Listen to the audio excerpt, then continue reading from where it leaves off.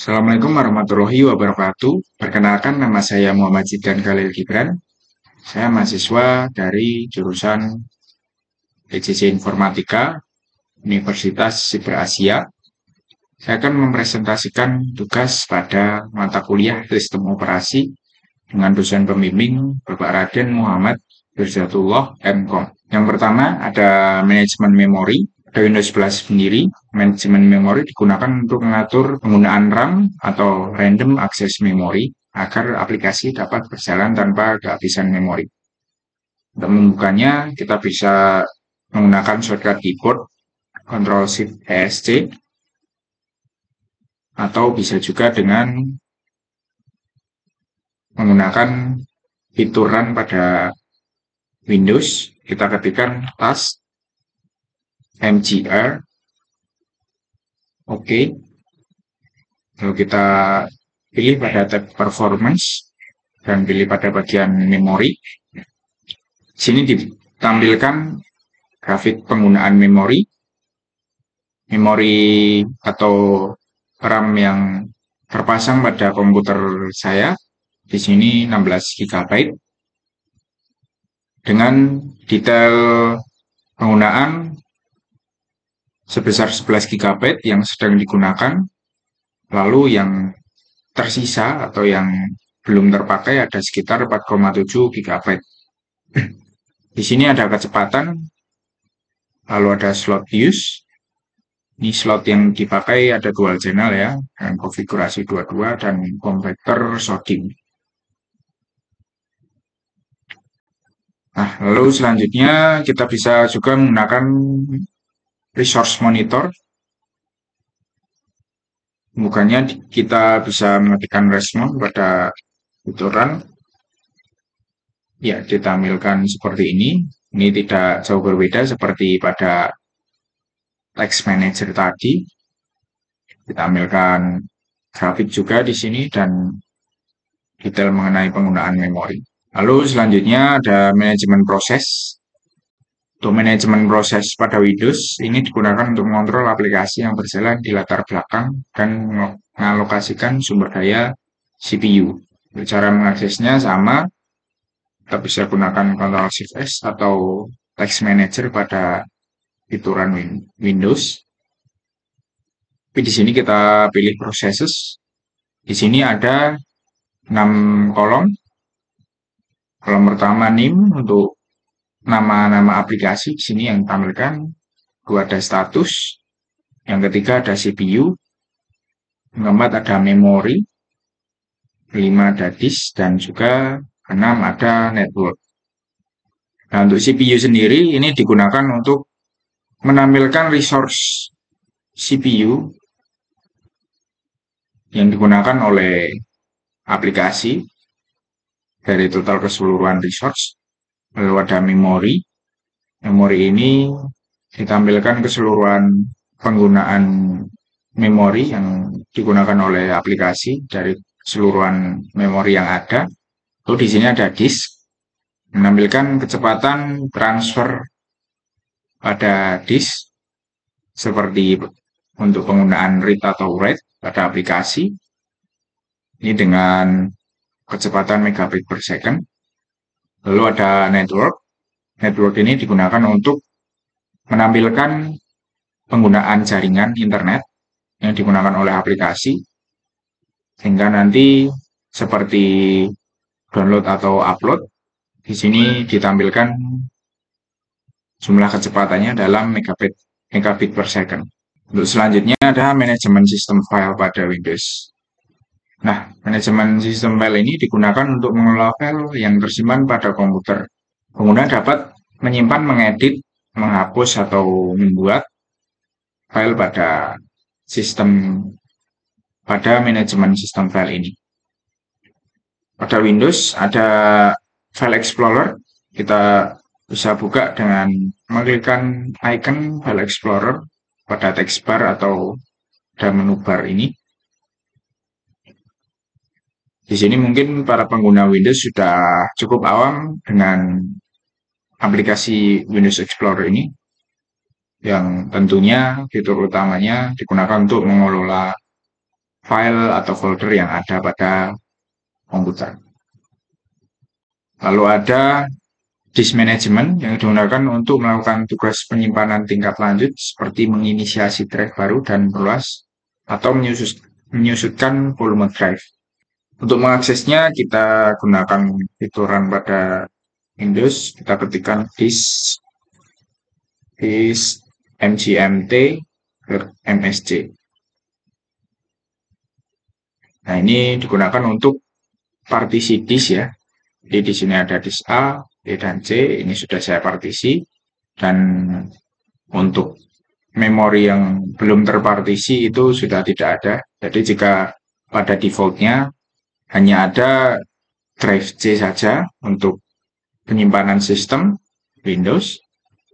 Lalu nanti kita bisa melakukan partisi menjadi beberapa disk pada alokasi yang belum terpakai.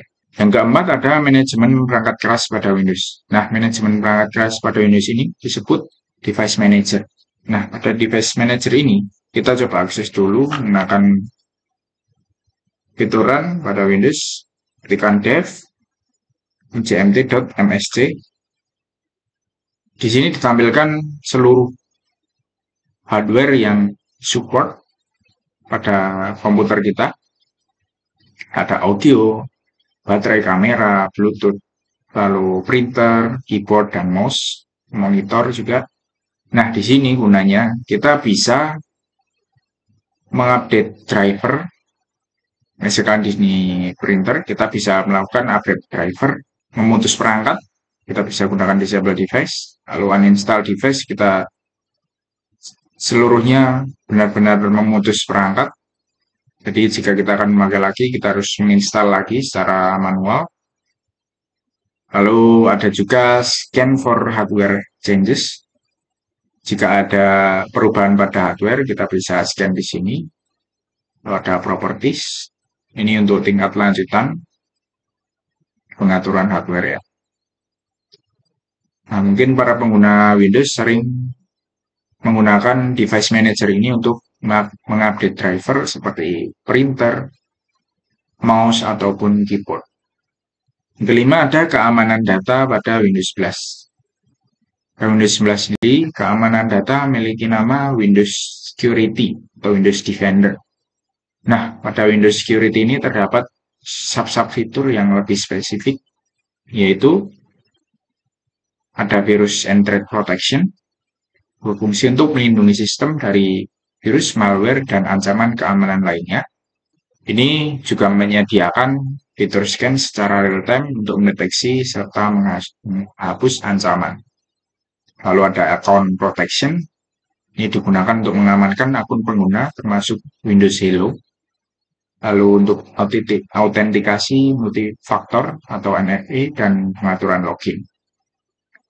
Lalu ini juga memastikan bahwa akun Microsoft atau akun lokal tetap terlindungi dari akses tidak sah. Selanjutnya ada firewall and network protection. Ini digunakan untuk mengatur dan mengamankan koneksi jaringan dengan Windows Defender. Nah, ini digunakan untuk mengkonfigurasi pengaturan jaringan publik dan pribadi agar lebih aman dari serangan, terutama serangan man in the middle attack. Lalu selanjutnya ada app and browser control. Ini melindungi sistem dari aplikasi berbahaya dan situs web berisiko menggunakan fitur smart screen. Ini juga mengelola izin aplikasi yang dapat mengakses sistem atau mengunduh dari internet. Selanjutnya ada device security, gunakan untuk menampilkan status dan mengelola keamanan perangkat keras seperti secure boot, TPM atau trusted platform module, dan core isolation. Ini juga membantu melindungi perangkat dari serangan berbasis perangkat keras. Lalu selanjutnya ada device performance and health. Digunakan untuk memeriksa kesehatan perangkat termasuk baterai, penyimpanan, driver, dan pembaruan sistem. Ini memberikan laporan dan rekomendasi untuk meningkatkan performa serta stabilitas sistem. Selanjutnya ada family option. Ini digunakan untuk mengelola cara anggota keluarga menggunakan perangkat terutama untuk kontrol orang tua. Ini memungkinkan orang tua memantau aktivitas atau membatasi waktu layar, mengatur filter konten, dan memantau perangkat di Windows. Yang terakhir ada protection history. Ini menampilkan riwayat tindakan perlindungan yang dilakukan oleh Windows Security, meliputi hasil pemindahan virus, tindakan pencegahan, dan peringatan keamanan sebelumnya. Untuk cara mengaksesnya, kita bisa akses langsung pada taskbar, pada fitur search, kita ketikkan Windows Security. Nah, ini ada 8 ya, seperti yang sudah saya jelaskan tadi. Yang keenam, ada pengaturan akses pada Windows 11.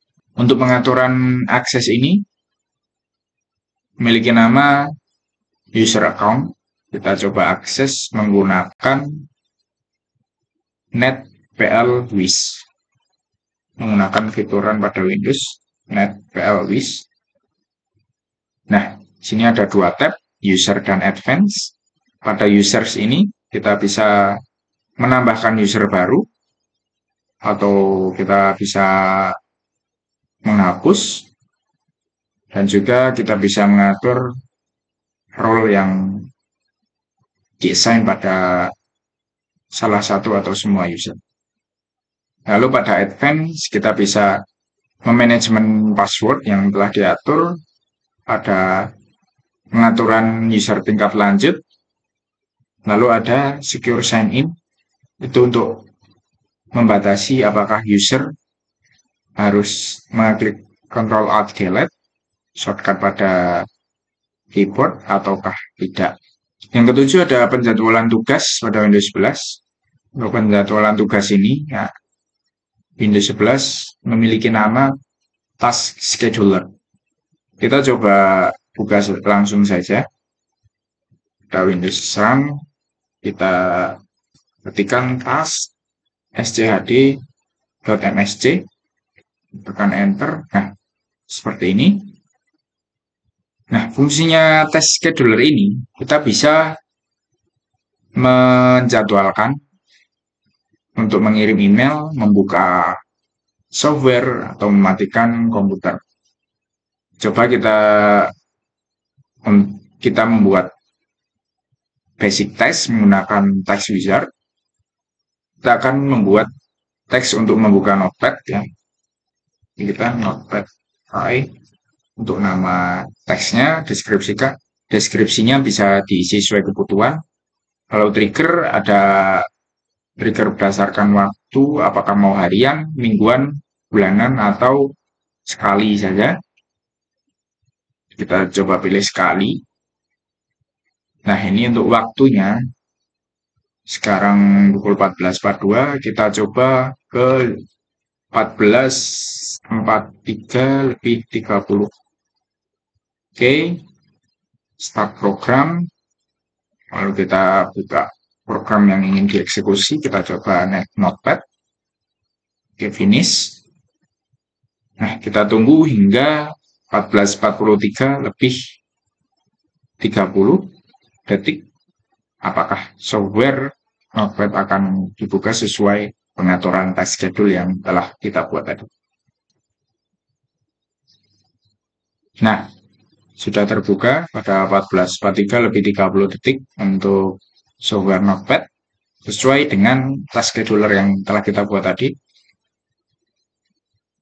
Lalu di sini ada display all running task.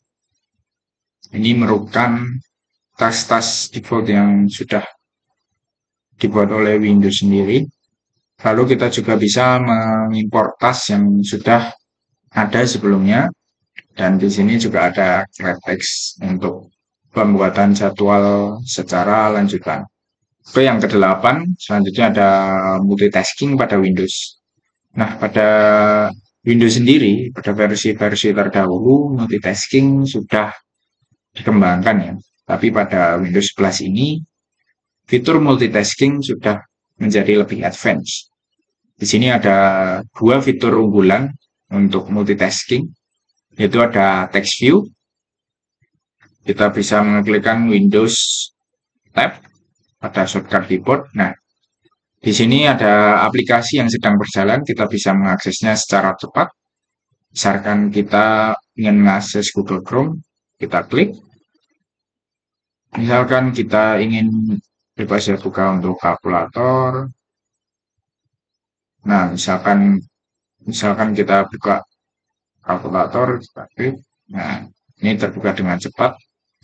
Lalu pada Windows 11 ini ada fitur virtual desktop, di mana kita bisa menambahkan desktop baru dengan instance yang baru. Jadi, antar desktop ini, aplikasi yang sedang dibuka itu benar-benar berbeda ya. Jadi, kita bisa mengorganisir dengan lebih teratur. Misalkan desktop pertama untuk pekerjaan dan desktop kedua untuk keperluan kuliah atau keperluan yang lain. Lalu ada Snap Layouts, kita bisa mengaksesnya dengan mengklik tombol Windows dan Z pada keyboard. Nah, ini ada template untuk multitasking yang sudah disediakan. Ada 2 kolom, kita coba klik. Nah, ini langsung berbentuk 2 kolom. Lalu coba kita Windows Z lagi, kita coba 3 kolom. Nah, ini langsung berbentuk 3 kolom ya untuk multitasking secara cepat. Kita kembali ke normal. Oke, untuk ke 9, selanjutnya ada deteksi kesalahan pada Windows 11. Nah, deteksi kesalahan pada Windows 11 ini kita bisa menggunakan event viewer ya. Kita coba akses dulu, kita nyalakan fitur RAM pada Windows lagi, kita ketikkan event fwr.msc. Maka akan terbuka event viewer. Nah, di sini event viewer di sini menampilkan log seluruh aktivitas yang terjadi pada Windows. Misalkan di sini ada error. Nah, di sini ada event error yang pernah terjadi. Di sini ada Firefox pernah terjadi error pada 7 hari yang lalu, sebanyak 2 error. Lalu ada Windows Update, pada 24 jam yang lalu ada 3 error yang terjadi. Pada 7 hari yang lalu ada total 6 error. Lalu di sini ada log summary untuk ringkasan log pada Windows. Di sisi kiri juga kita bisa mengakses secara lebih spesifik Windows log-nya, apakah mau menampilkan aplikasi saja, log-log pada aplikasi atau security atau sistem, kita bisa akses melalui panel di sisi kiri ini. Yang ke-10, selanjutnya ada penanganan kesalahan pada Windows 11. Nah, penanganan kesalahan pada Windows 11 sendiri disebut fitur troubleshooter. Untuk mengaksesnya kita masuk ke sistem setting dulu. Pada sistem setting kita masuk ke sistem, lalu kita cari troubleshoot. Nah, di sini ada recommended troubleshooter history. Ini menampilkan riwayat troubleshoot yang telah dijalankan. Seperti contohnya di sini saya menjalankan troubleshoot untuk masalah printer yang berhasil dijalankan pada tanggal ini, 18 Januari 2024. Lalu selain itu ada other troubleshooter. Nah, di sini ditampilkan seluruh solusi yang dapat diatasi oleh Windows Troubleshoot, seperti audio. Coba kita klik. Di sini akan muncul aplikasi baru, di mana pengguna dapat mencari artikel-artikel terkait problem pada Windows, dapat kita coba satu-satu. Atau jika artikel tersebut tidak relevan atau tidak ada yang berhasil mengatasi trouble pada masalah tersebut, maka kita bisa melakukan kontak support. Yang lainnya ada fitur startup repair. Nah, di Windows 11 sendiri sebenarnya sering terjadi problem pada startup. Ini sering terjadi juga pada saat Windows Update. Sedangkan pada saat Windows Update berjalan, itu komputer mati entah karena kehabisan baterai atau satu dan lain hal, maka biasanya terjadi problem pada saat booting Windows. Untuk mengatasinya, kita bisa melakukan dengan masuk ke Windows Recovery Environment atau WinRE, dengan menyalakan ulang komputer dan menekan tombol F8 pada keyboard atau Shift plus Restart di layar login. Setelah masuk ke Advanced Option, pilih Troubleshoot, Advanced Option, lalu Startup Repair.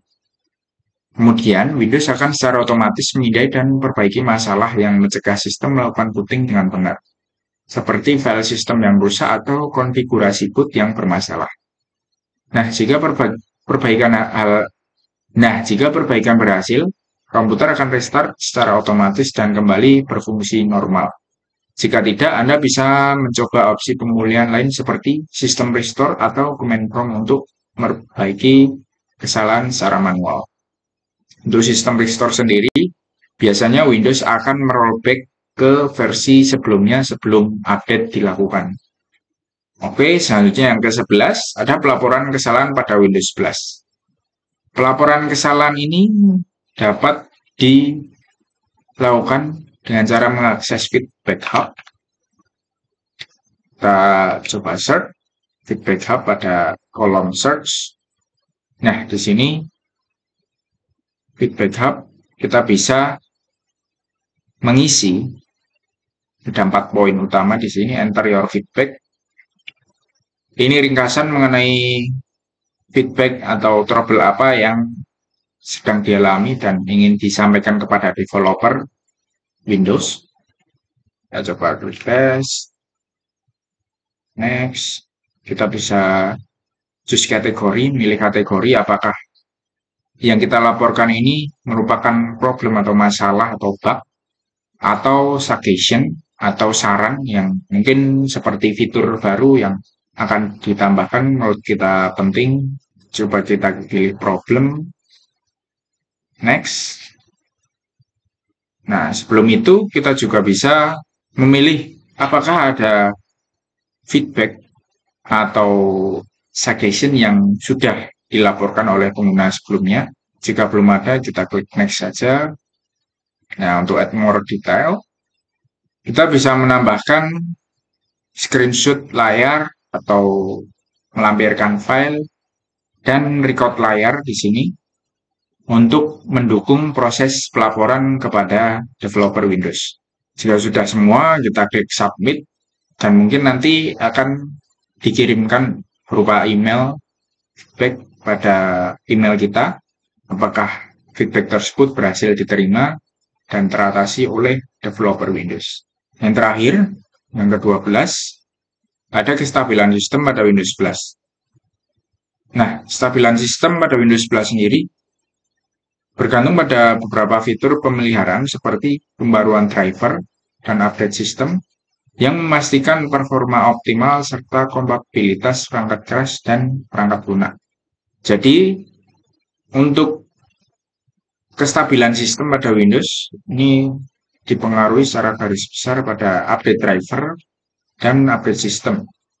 Untuk update driver sendiri, kita bisa menggunakan aplikasi Device Manager tadi untuk mengupdate driver secara manual, atau bisa juga melalui Windows Update.